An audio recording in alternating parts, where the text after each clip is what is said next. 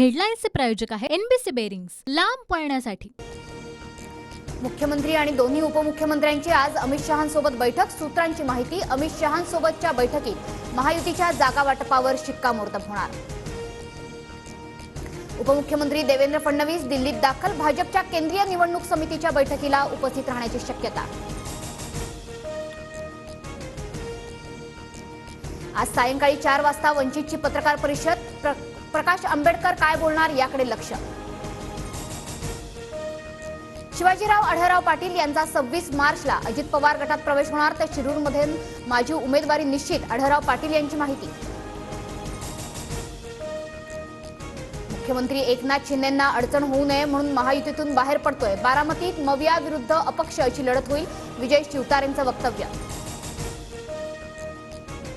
महायुतीत 6 ते 7 जागांवर तिढा, अमरावतीची जागा भाजपच लढवणार, लवकरच उमेदवाराची घोषणा होणार, भाजप प्रदेशाध्यक्ष बावनकुळेंचं वक्तव्य।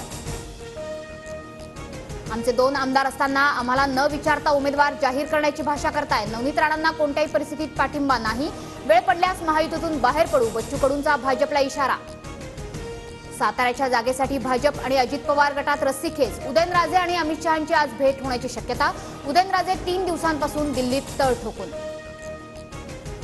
खासदार संजय राऊतांकडून मोदींना कंसाची उपमा, कंस मामाला भीती वाटत असल्यानं सर्वांना तुरुंगात टाकलं जातंय, नाव न घेता राऊतांचा मोदींवर निशाणा।